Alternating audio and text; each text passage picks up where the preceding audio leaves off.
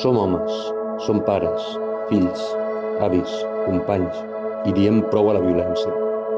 Respectar és estimar sense fer mal. Ser hombre es cuidar, escuchar y dar ejemplo. Ser pare i avi és cuidar i estimar. Jo vull un món en què tots ens respectem. Nosaltres també diem prou. A la vostra llar convivim amb el respecte. Cap violència té justificació.